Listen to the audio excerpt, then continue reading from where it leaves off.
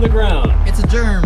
It's a worm. It's 508. Bursting from the subterranean depths of Wormtown, like the mighty Shai Halud, it's 508, a show about Worcester. It's July the 20th, 2018, and today we begin a brand new 508 adventure. An adventure packed with mystery and action and fun with the most surprising guests you've ever met, Tyler Brown and Nori Needle. Hello there, Link Gang. This is your pal Nori. Say, fellas, I know you were wanting to talk about economic development and Gary Rosen on this week's show, but we brought a documentary we made, and it might get a swell conversation going about gentrification. That sounds like a great idea, Nori. Does that mean no Gary Rosen? We should. I talked to Gary Rosen live today, so Gary I have so Rosen. much Gary Rosen information to share. And there was a city council meeting this week, hallelujah, so there's also city council stuff. Fantastic. But Brendan, you were suggesting we have less nonsense on this week's show. Well, I don't know. We've always got time for nonsense, but we also have some pretty interesting guests today, and I just want to make sure we're giving them our full attention. Hi guys, how's it going? Going good. It's going great. I just want to ask you a quick question before we get into the meat of the show. Nori, how did you come to live in Worcester? I moved here when I was about 1 year old with my parents. Where did you move from? We were moved from Japan, Kyoto, Japan. I was born there. I think they were coming of having some hardships, kind of deciding where they wanted to live. Kind of didn't want to really mitigate the whole bias that is over there for people who are half Japanese, half white. So they kind of wanted to have us have more opportunities, not really be, I don't know, boiled down to that. Which, I don't know. You're practically a Worcester native, but you were technically lived. Yeah, so I've been here all my entire life. Tyler, how about you, sir?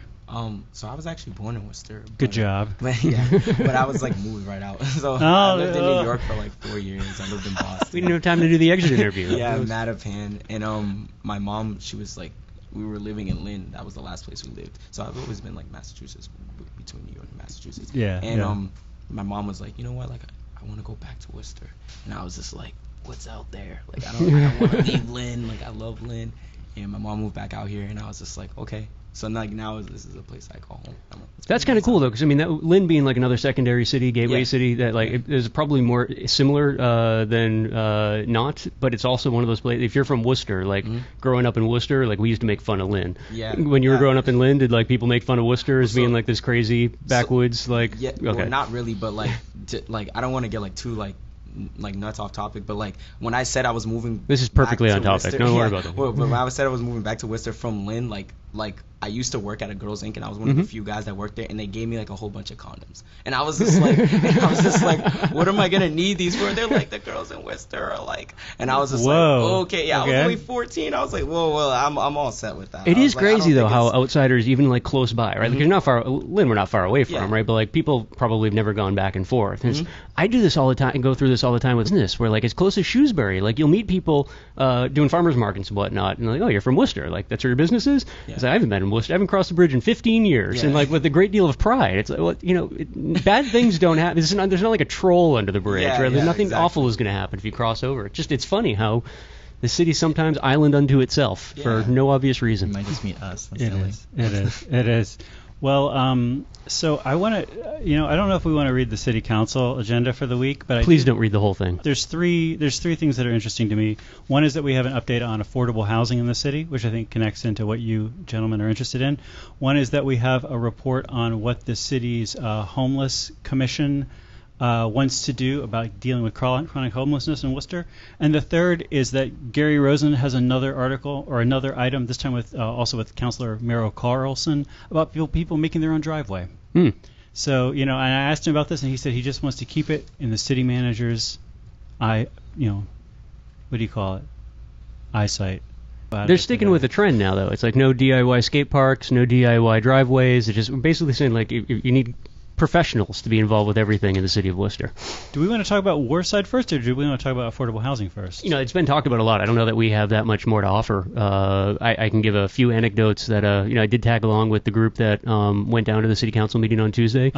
Really, really impressed how many people, and I mean, it's not surprising really, considering the amount of effort and emotional attachment to that plaza was put in by the people who built it up and used it. but considering it was pouring rain, I think we set a record in that time frame that they were meeting down at the former Warside for rainfall in a period of time, and then walked over to City Hall. It was really, really heartwarming and kind of staggering, almost overwhelming how many of them showed up. Pretty much filled up the entire upper balcony. For a lot of the folks that were there, it was legit their first time inside City Hall. To me, as someone who's been around City Hall a lot over the last 2 decades or so in various capacities, I think it's always really, really cool to be able to introduce a group of people with common interests, already somewhat self-organized, to the entity that oftentimes controls more aspects of their existence than they realize before walking through those doors. And it was just really neat to see, like, people figuring out, like, whispering in the ear, like, how do we speak? Like, what do we have to do? Like, how does this whole thing work? Not even knowing what door necessarily to walk into, but then realizing once they're there that, like, oh, this is actually our spot, not the other way around. Very cool. And my understanding is that the Warside people at this point are very optimistic about their conversations with the city about next steps. And again, I don't want to speak for anyone because it's not my jam, but it's I allowed those folks to use our space down at Woolberry last night for an organizing meeting. Just kind of stayed back because I had a lot of work to do myself, but very large numbers of people showed up. Very large numbers of people showed up with some really great ideas, and again, a lot of ethic already built in around self-organizing, having built a really large, fully functioning, always evolving skate plaza under a bridge. I guess my takeaway from just observing things was I really hope the city is as honest as they're saying they are about their intent to be helpful with these folks, because if they're not, I think they're the ones that are going to be blindsided by how much work these cats are willing to do themselves and expect to do themselves, having the city as a partner this time around. Yes. Well, cool. We have 30 seconds until the break. This is 508, Worcester's Libertarian Voice. We'll be back in a minute with more.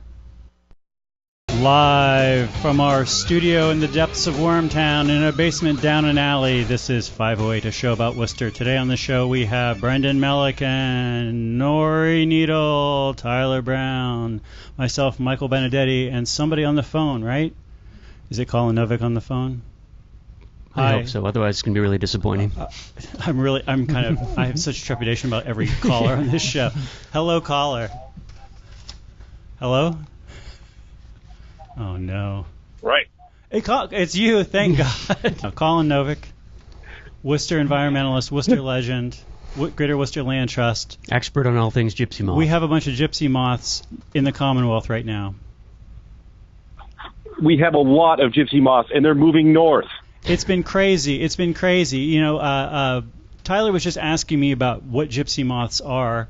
I know what they are just because I remember my grandmother battling them when I was a little kid. With a stick. Can you tell those of us who have not had to deal with this what these moths are?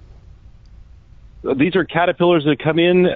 They hatch sort of later in the season. They eat leaves and needles of pine trees, particularly during the height of the growing season, doing the maximum damage to trees. Pine trees? And then they'll even eat the needles on pine trees. They'll eat. They love oak, but they'll go after pine trees too. Okay. Then they end up being moths, and right now we are in moth phase, where at night, if you turn on a light, you will have fluttering white moths everywhere, laying yellow egg sacs on trees. They were brought here because someone thought, hey, I wonder if I could make silk out of these guys. Answer, no. No, it doesn't work. It doesn't work that way. And just to make sure everyone is clear, Colin, am I correct in saying that actually happened here in Massachusetts and that the Commonwealth of Massachusetts can lay... It did. Yes, all right. Malden, right? Yes. No, a gentleman brought him in, and he was an entomologist. He was trying to see what he could do in terms of making some money. There was a big storm. It knocked over the building that he was keeping them in. They were escaping. He ran to the town officials and said, I need help. I need to get these guys contained. And everyone looked at him and blinked and said, whatever. He wanted everyone to get together and help hunt them down and kill them off. And just like Mike's grandma with a stick. Just like these moths. So what keeps these moths from just like eating every tree in Massachusetts? There are two things. The first of which, and this is what happened more over the last time, which is they eventually eat themselves out of existence. They just end up creating such a huge population and eat so much foliage that their population crashes. However, since then, we have an introduced fungus And as long as we have a damp enough spring, the leaves that they're eating have the fungus on it, and it kills them. It explodes them from the inside. So either see black guts hanging out of dead caterpillars, or you'll see a caterpillar hanging in an upside-down V on the side of a tree, not moving anymore. They are dead. The fungus got them. The problem is we've had 3 years of drought, and then this year was abnormally dry, which means no fungus. No fungus, more caterpillars. Colin, did I just so hear you say that marching further north? Did I just hear you say we introduced the fungus?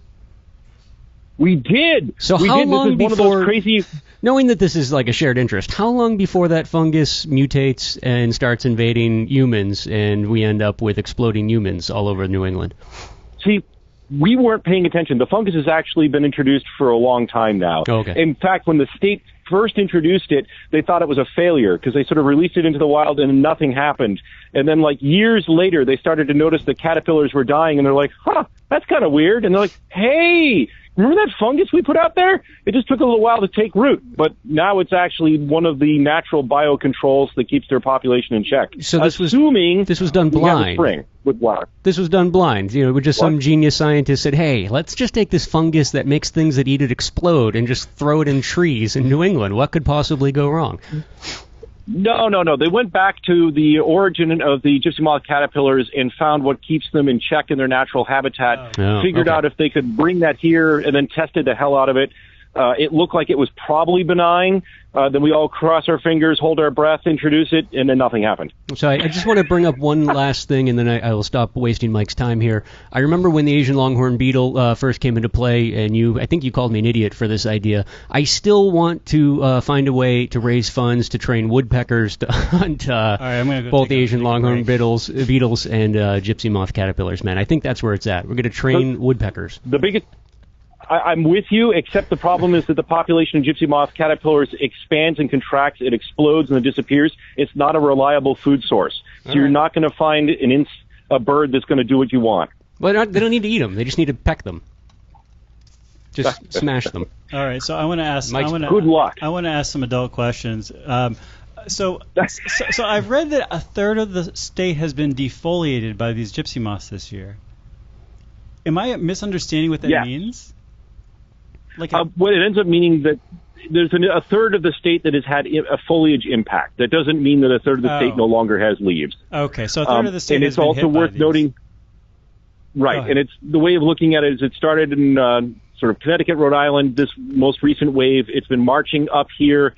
The last 2 years have been hard hit in sort of the Sturbridge, Holland area, and it finally worked its way up to us. And then the people to our north are going to start to feel it next year when these suckers hatch, because it's just going to keep going north. Are we basically done with seeing these gypsy moths this year? No. Or are they going to be? They're still kicking around. Next year will be a bigger year. Based on the egg masses that have been laid, we are going to have an even bigger year next year. Let me ask you this: because this fungus is affected negatively by drought, does this mean that people watering their yards are contributing to preventing the gypsy moths, and so people should take special care to water their yards? You start watering the trees. Yes, they need to water the canopy of the trees. We need giant flyover planes that are misting the leaves that the caterpillars are eating. See? Nice. Suddenly the guy with the woodpecker idea isn't so crazy, Mike. And people are not really doing. I mean, there's nothing we can really do about the gypsy moths at this point, right? There is nothing you can do. This is the heartbreaking part. So there was a town that decided they would hire tree climbers and scrape every single tree of all the egg masses. Yes. It made no difference whatsoever. They've introduced different kinds of chemicals you can use. It makes no difference whatsoever. There are people who are like hucksters trying to sell you pheromone traps. It will make no difference. If you want and you see one on the street and you decide you're going to step on it because it makes you feel better, it will make you feel better. It will change nothing. So you just need to let it ride out. You know, either they're going to eat themselves out of this area, or the fungus is going to blast them out of this area. But nothing that we can do has any impact, and anything that someone tries to get you to sell money, but spend your money on is basically taking advantage of you. They're taking your money. Just give them your checkbook. Colin, can you just add to that list of things that don't work, wrapping the base of your tree in burlap and double-sided tape? Yes. Because as a kid, I remember riding my bike into one of those once, and I mean, it wasn't like permanently stuck there, but it was a pretty harrowing experience for a young kid to have half your body stuck to a tree, and I just still flashbacks whenever I walk around the neighborhood. And so In my childhood neighborhood, there were people who ended up wrapping their trees in aluminum foil and covering it with axle grease. And my cat tried to run up the tree, and we spent weeks trying to get axle grease out of the belly of my cat. No, it does nothing. It does absolutely nothing in particular. Suddenly Mike's grandma is the greatest warrior in this fight. Let me just tell everybody out there in Radioland, I 100% endorse all these ideas. These sound hilarious. I want to see this happen. More axle grease, more duct tape on the trees. So it turns out there are two things. These caterpillars actually descend on those strings that the guy thought he could make silk out of. Yeah. So, like, they're going to parachute in from other trees, whether or not you have axle. And then the other thing is, they lay egg masses in the tops of trees. They fly. They fly. You're not stopping them. It makes you feel good. It gets somebody's cat covered. It makes young children be stuck to trees, but it does not actually change what's going to happen. One thing, so you just said something about how they fly. Just so Mike's grandmother with the stick whacking these things back in the day doesn't sound totally crazy. It's only the male moths that fly. The females can't fly. So Mike's grandmother was actually onto something by whacking the females on the trees, because those are the ones that ultimately are going to lay the eggs. Yeah. Well, Colin, there are so many of them. Again, if it makes you feel good, go for it. But you I will have also no say, idea how because of the proficient interest, Mike's grandmother was. On this hopeless note, Colin, thanks for calling into the show to talk to us about moths. Bye, Colin. All right. I have here the city's report concerning the city's efforts over the past 5 years to create and preserve the city's supply of affordable housing, as prepared by the Chief Development Officer of the city. Here's what he says. Over the last 5 years, a combined $17.6 million in funds from various programs have been committed or expended by the city of Worcester to develop or preserve 1,752 affordable housing units throughout the city. The overwhelming majority of the funds, 84%, have gone to the neighborhoods, and the balance has gone to the central business district. He mentions here the well-known fact that Worcester has way more than our state-mandated goal of 10% affordable housing units. We are at 13.4, second only to Boston and Springfield. And we have more subsidized housing than the next 11 cities and towns in Worcester County. Did you say it was 13.4? I did know it is 13.4. Just something to note, maybe for a future conversation. If I'm not mistaken, very recently that number was up around 17%. That's in the city. In the city, I believe that whenever I've heard over the last decade or so numbers around, especially low-income housing and whatnot, anything that's a subsidized housing program, the number was 17%. Well, they're really into bragging about it here, so they don't mention it if it's dropped. So here's the major categories. So it's like. We help people with down payments, home ownership creation, lead and healthy homes rehab, owner-occupied rehab, rental housing creation, rental housing preservation, and tenant-based rental assistance. We spend about $10,000 over the last 5 years, $10,000 per housing unit that we've supported. And these, depending on what we're doing for them, the costs are all over the map. So for the down payment program, it ends up being about $5,000 a unit that we give people. And for the home ownership creation is about $95,000 per unit. Yeah. We have a weird chart which outlines the local and non-local nonprofits, private developers, homeowners, and residents who have either helped us create and preserve units. Some of these have like different LLC names, so I assume the same developer might be doing different things under the same name. But if we just go by the names of the developers, the big one over the last 5 years has been Wind Development, who have developed 25% of these affordable housing units. Interesting. Of the ones that they've been supporting in the last 5 years. Of course, that's Wind Development, where former city manager Michael O'Brien works. There you go. 88% of the money that we're spending on this is going to District 4 and places in District 4. 2/3 of this money is going to nonprofit developers, and 1/3 is going to for-profit developers. Most of these places are 1- and 2-bedroom places. Surprisingly, 5% of them that we're supporting are SROs, which I just say surprisingly because I feel like SROs are dying out so fast. I'm surprised that they're doing anything at all. Most of these units are aimed at people with moderate income, which is 80% of the area median income, so a little bit under the average income. But 94% of the housing is for people with 80% or less, and only 7% of it is for people who have more or less average income or a little bit above. 30 seconds. Also, we have supported 300 homeless or housing insecure households to get rapid rehousing. This is the water, and this is the well. Drink full and descend. The horse is the white of the eye, and dark within. This is the water, and this is the well. Drink full and descend. The horse is the white of the eye, and dark within. And this is Brendan Melican, and Nori Needle, and Tyler Brown, and myself, Michael Benedetti, and this is the 508 show. We have these two fellows on because they were one of a group of people who made this documentary, Uncommonwealth Permit to Build. Can you tell us a little bit about the documentary? People who are watching at home on TV will get to see the documentary. Yeah, definitely. Hi y'all. So the documentary was born out of this youth program that we do at Future Focus Media Cooperative, which me and Tyler Brown are both a part of.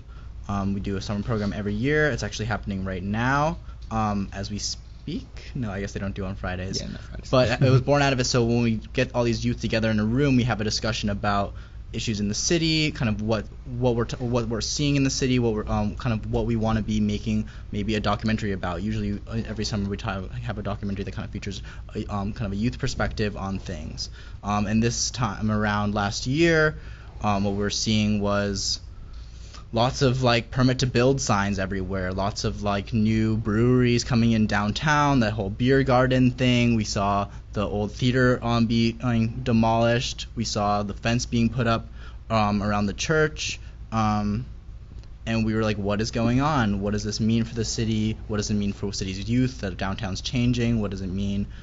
So we really wanted to kind of find someone who is interested in talking about these things, but also kind of highlight what change could mean for the city. Yeah, and also not only that, but like their perspective on that thing. So it's very like real. It's not like something like we just pulled like the smartest person out, but like just what the average person is seeing from their youth, because he's just as young as us. And the person that we used for the documentary. Do you mind if I go into that?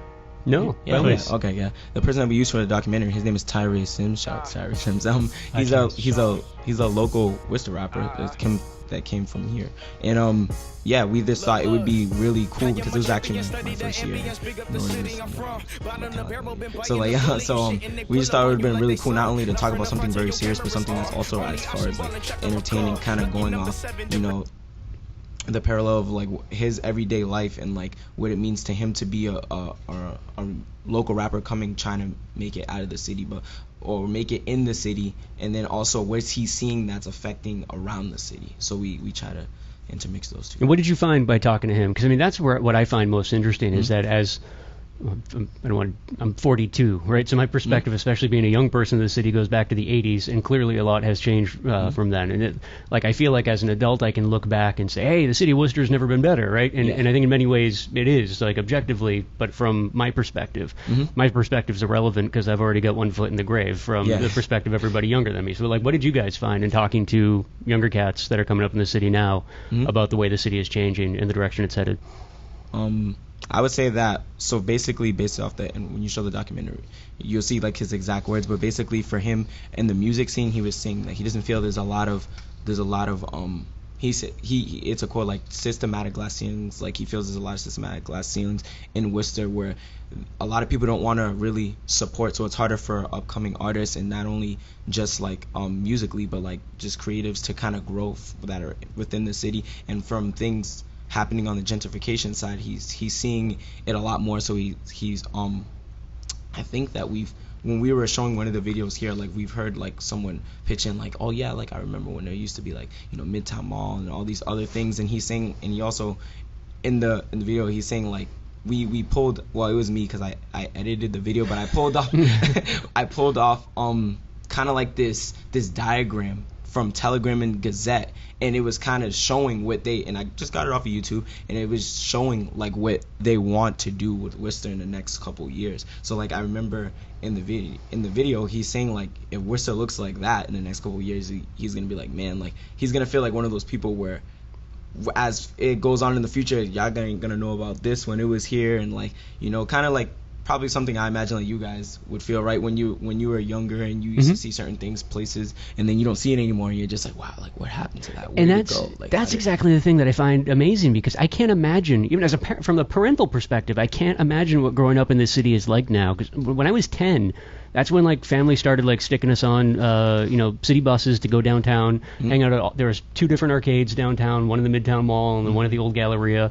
Like the Common was just a mob. That whole area was a mob scene of young people coming in from all different corners of the city. So you were meeting people from neighborhoods that you would never even get to until you were in high school. You didn't know they existed, but they were all down there. But what's always been interesting about that is that was also at the height of like violent crime in Worcester in the 80s, and it's like now that's flipped, where you don't seem to see as many, at least again from my perspective, what I remember, you don't seem to see as many young people coming into the core of the city, and you get more and more parents of kids who live on the outskirts of the city who think the city is like super dangerous, super violent. You'd never want your kids hanging out down there and whatnot. The exact opposite is true, and then as a result you end up with lower body density, if you will, downtown, and the people who are there seem to feel more annoyed and scared by the folks who are left behind, who oftentimes are the people who have nowhere else to go and there aren't services for. And it's this weird revolving door. It's like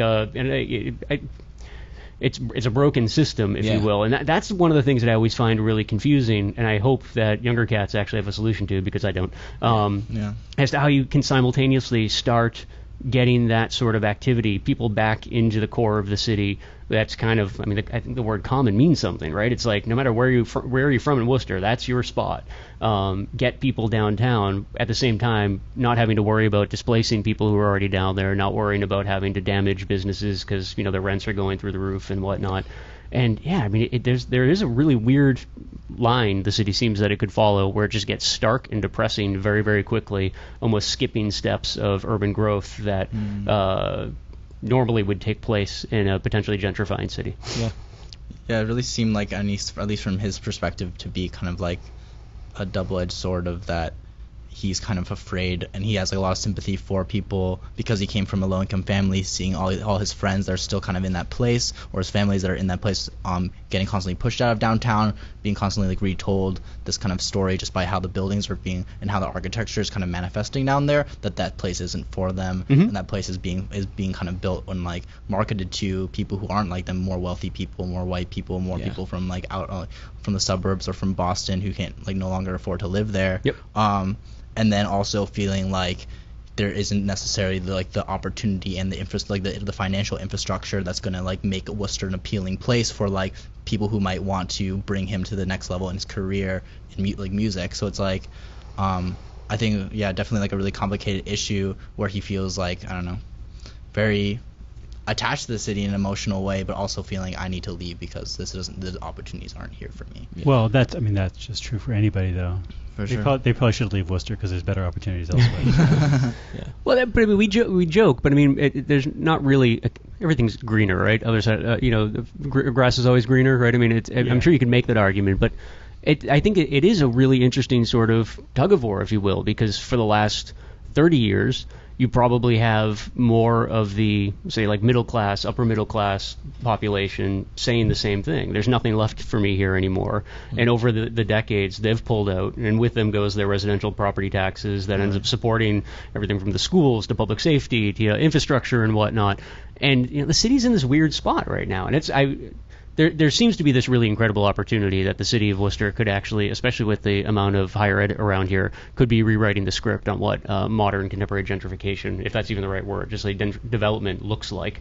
And it could end up being a missed opportunity because we're more interested in sinking shovels in the ground before asking anybody for advice or input. Yeah, and that's definitely kind of what happened with Warside too, right? It's like they literally Ed Augustus just sent those guys overnight, it seems like, and just like demolished it.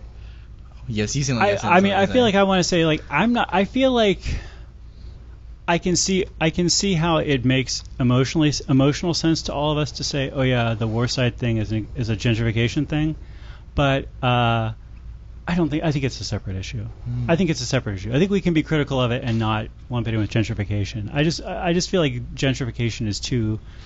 I don't know. As propaganda terms go, actually, I like gentrification a lot. I think it makes it, cause, I mean, it just sounds, I mean, people who use it are against it generally, but it sounds like such a great thing. Who doesn't like gentle people, ladies and gentlemen. I mean, the landed gentry, we don't really remember what they were, but that they final kind of a syllable cool is very name. soft. It doesn't. It's a nice sounding word. So yeah, so I sort of feel like the people who are pro gentrification are very happy that that's the propaganda term used against them.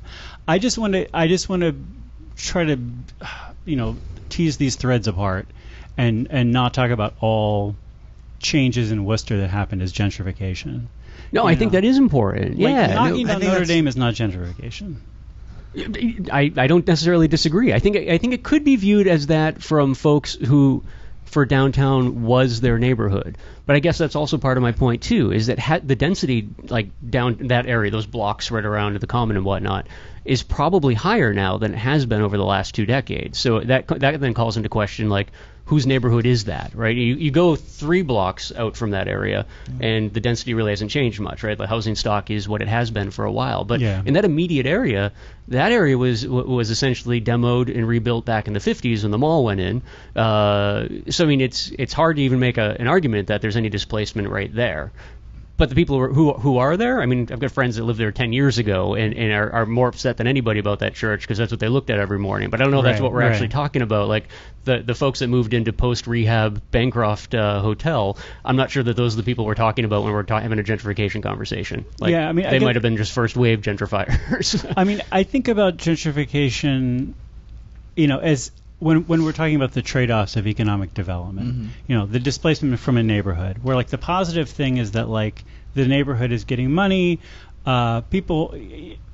My favorite study in this I could not find, so unfortunately I can't read it here. But it was a study that was looking at similar neighborhoods in different cities, some of which had gentrified and some of which hadn't, and was looking at displacement rates. And they found that the displacement rates were pretty much the same. That in a neighborhood which didn't gentrify, people moved out of the neighborhood. The people who had the most money in the neighborhood eventually moved out of the neighborhood because they were tired of living in a neighborhood where all the houses were falling apart, the city was neglecting the neighborhood, et cetera, et cetera.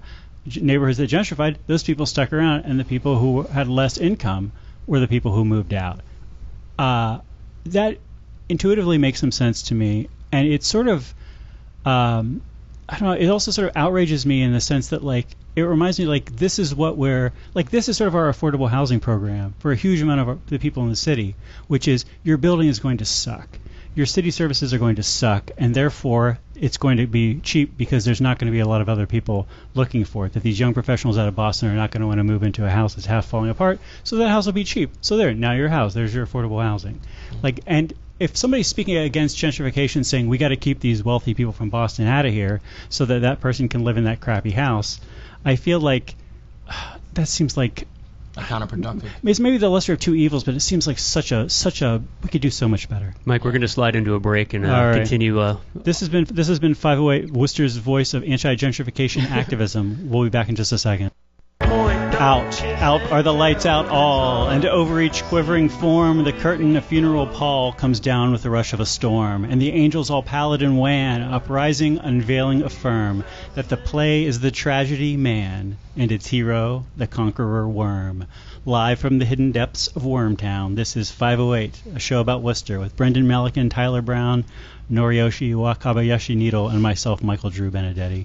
And I was just ranting incoherently about gentrification. Does somebody want to rant more coherently? Just a little bit, but I don't think it's going to be more coherent. And I think it's, to your point, you use the word nuance, and I think like everything, that's where truth lies, right? And people hate getting into nuance because it's complicated and makes you think, and sound bites are easier. But really, that's where the issue is. And I think to your point, whenever I have conversations about the way the city's changing, whether we call it gentrification or not, with people who are, say, 10 years younger than me, where I get frustrated is like they describe the city as it's like its soul's being stripped from them, right?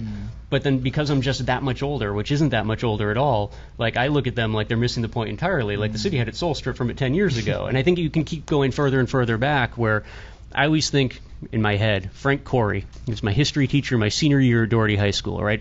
Old school guy, tough as nails, grew up on Grafton Hill. And anytime there was like a fight at Doherty at the time, like he would mock us openly. And he was this nice guy, wore a suit and whatnot, but would mock everybody openly, saying like, when I was a kid, like growing up like in an Armenian street gang, a fight didn't happen unless there were switchblades and chains. He's like, you guys today, you're just, I mean, it was an intelligent way of making kids who knew better realize that you've got it good on the violence front, right? Yeah, like, you don't realize, because this isn't a daily occurrence for you, that you've got, like old school, like musical style street gangs roaming around with the Jets and the Bloods, right? I mean, so. And I think there's something to be said there too. Like, I remember you brought up Warside, what we now call the Canal District. When I was turning 20, was a much different place, right? Even just as a bar scene, like, you would pack in an extra pint of blood before you went out because that's just probably what you were going to lose. But it was going to be worthwhile because you're going to have a really, really great night. And that's changed. Now, when I go down there, because I'm old and I'm soft, I enjoy the way it's changed because it fits who I am now completely. But when I hear about somebody who only knows it as it is today, describing it as the greatest place ever, it's like you have no idea what you missed when it was the greatest place ever, and it probably wasn't even the high water mark for it then. I can see how the city would look at something like Warside and say, well, this doesn't fit what we're trying to do down here, without realizing that you wouldn't have down there if it wasn't for places like that. Because it was people that were working at a lot of the early venues that went in down there as bartenders or whatever, were the ones before and after shift were going over to Warside and pouring concrete.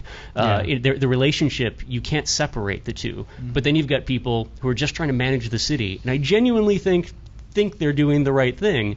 They're doing it from too far back in the sense that they don't realize how much nuance and how many moving pieces there are with an organic growth of something like a city of 200,000 people. It's not something that can be micromanaged, and you don't get creativity by committee. Some things just need to kind of take on a life of their own, and you don't just demo them when you feel it isn't what meets your idyllic vision of something. So I think that one fits perfectly in the scope of gentrification. The church, I'll give you. No, yeah, I don't think that fits. All right, I'll win one and lose one. I'm okay with that. Do you guys have more to say about gentrification? Do you want to talk about this homelessness plan? I mean, I feel like we could talk about gentrification all the day long. I just want to say, even though I kind of feel like I want to be here as the voice of pro gentrification. Like, I have a couple of friends who live in my neighborhood right now who are very seriously thinking about moving. And I really wish we had some sort of low-income housing thing that helped them specifically, because I don't want them to move out of the neighborhood. That's terrible. One of them is my man who I've talked about, who lived in the supposed worst building in the city, which then got bought and now is getting rehabbed. And, of course, the rent is going up. And now he's like, yeah, my family is going to move. Yeah. Like, I mean, again, like, that's a bad low-income housing plan to say, how about you just live in the worst building in the city? Mm-hmm. But, it's frustrating that there's not more. I don't know. I see the ways in which all this low-income housing assistance distorts the low end of the market, so that it means probably there's less low-income housing than maybe there would be otherwise in our libertarian paradise. I mean, I don't see our libertarian paradise happening next quarter. I don't see our socialist paradise happening next quarter. Given what we have, I don't even know what to do. Maybe the last thing that I'll say before I just sort of stop sputtering and fall asleep is, this just. I sort of want to connect this back to Notre Dame in that, we've been talking about, should the city spend like $10 million to save Notre Dame, right? And I think probably that's too much for the city to spend, especially because if we think about, we could effectively double our spending on affordable housing over the next 5 years if we had $10 million from Cloud Cuckoo land that we just fell into our lap. I feel like I would much rather spend it on affordable housing. Yeah, but I don't think there's any real accountability or transparency that's where the money is going to be going. Well, that money is pretend money, so we don't need transparency for pretend Just money. Before we do move on, because I would like to talk about some of the housing stuff, Mike, especially with the focus on housing first. What would you guys, and I'd like to hear from both of you, what do you think were like the one big takeaway in the process of putting the project together, but specifically talking to the dude who was the focus of the film? Was the one thing that you learned or you onboarded as a thought from the project? What if I take it first? Yeah, so kind of playing off like you said, you don't want to be the voice of pro gentrification. Well, I do want to be the voice of pro gentrification, but I don't want to act like it's not like I don't have mixed feelings. Yeah, okay. So that was something that I took away because when I learned the word, so we had to look the word up before we actually knew, because a few people only knew what the word was. Mm-hmm. And I was like, oh, okay, okay. And as we, you say the word more, you get more familiar with it. You do the documentary, you're going through it, you're just like, okay, I see what's happening here. And, we're hearing the perspectives, and every time we show it, we always get a different view. So for me, taking away from all of it, and even right now, it was something for me because I just thought it was just a negative thing. And like hearing different views coming from different people and their own perspective is like, well, maybe, you know, it's not that bad that, you know, they want to build a beer garden down there. Maybe it's not that bad that they want to have more things going on down there because, you know, the city gets more income that way and, you know, you can do more stuff. And I'm just like, yeah. And so like for me, it was more so like, it's not that the idea of wanting to do new things, because not everything new is bad, you know. It's not like, oh my gosh, Worcester's gonna change and it's gonna be horrible because look at, like, no, that's fine, you know, because it's good to have fresh things. But the point is just that is at what cost? And that's where like I just stand, like, so that's where I stand on gentrification. Like, it's great to have something new come in that's gonna serve people more, or that's gonna actually, you know, be a good time. But like, at what cost? Is it at the cost of moving people out? Is it at the cost of people, you know, having to go to like outskirts, or they're gonna end up homeless, you know? Like, and if that's the cost, then I think that cost is too high than trying to put something new in, and try not another way to incorporate it without sacrificing people for that. That's just where I stand on it, and I'm not really sure like if that's the exact way to describe it. I think you did a fantastic job, and I think you just proved once again that Abby Hoffman was right. What about you? I don't know. I had a few I had like some personal takeaways. I had some takeaways from like just making of the film, and I think like a huge thing was just like a lot of people notice all this stuff that's happening around them, and they don't really talk about it as much as they should be, and they don't really engage with like the change that's happening as much as they should be. You don't spend any time on Facebook, do you, Nori? That's where change happens. No, that's where people complaining about the city happens, 100%. Go ahead. Yeah, and that necessarily the conversation isn't really being brought to them. It's kind of, I feel like the city kind of has a kind of mentality of like, well, you know, Warside never ever like talked to us about it, so like obviously that like justifies us not having a conversation with them and not trying to be like proactive about it. But and I think that was a huge takeaway. It was just like I think there needs to be like a place to meet in the middle for these communities, and I think a huge thing that's kind of been taken away is that I don't think Worcester really knows like who really makes up Worcester and who really makes up like Worcester's heart. And I think in terms of who they decide to develop with and who they decide to like be able to open up businesses, it doesn't seem like they're really taking into account whether they want to be really like being like affecting the people who are really make up the city, which are like, in my opinion, like the immigrant population, like small business owners, and its activists and its artists. What about the plain people of Worcester? What about the working man? The working man. Or the working woman. Or the working person.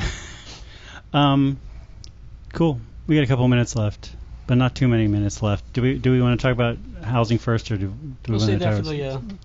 Well, that's all we got. Might as well jump into housing. Okay, yeah. I mean, this is just a report. So, you know, the city put together a 28-member task force in February, and they had a few public meetings. And this is a bunch of people. These are the people who you would want on this task force. These are not a bunch of dummies on this task force. And they were looking at the fact that we've had a 3-year rise in the number of people experiencing chronic homelessness in Worcester. And so their solution is a plan which would cost $4 to $6 million of capital investment, which part of the plan would be how do we find these grants to do this.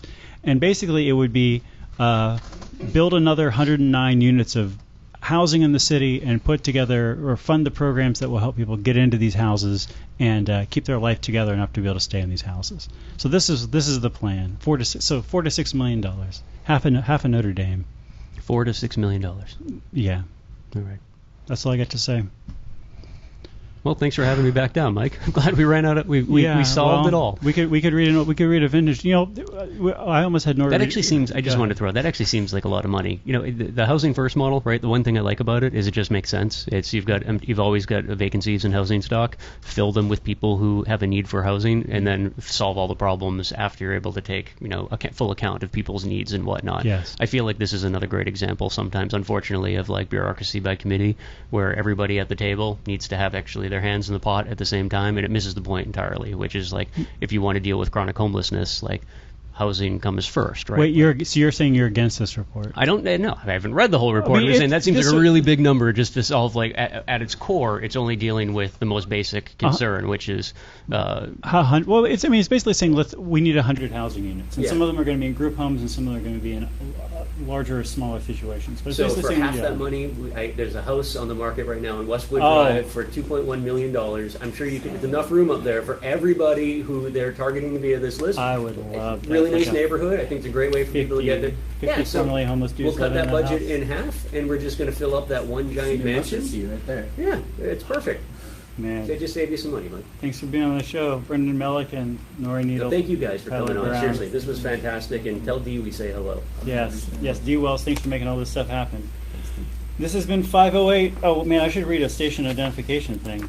Do we have time for me to read a station identification? I have a little shout out too I could give. Well, let me give a shout out first. Brent crude oil is $73 a barrel, down 2% on the week. Bitcoin is $7,500, up 20% on the week. You're listening to Unity Radio, broadcasting with 100,000 milliwatts of power on 102.9 FM and streaming at worcestermag.com. This show is also cablecast on WCCA-TV 194, podcasted at pinecoffee.org, and a live stream to our Facebook page. You could have called in live at 508-471-5265, and thanks to the mighty Gabrielle Powers for engineering today's show. A champion as always. 10 times as... Nori, take us out real quick. I just wanted to say that shout out to Future Focus Media. We got our youth, and we're making... Yeah, that's it. Mad Clown, love the Future Focus. Bye, guys.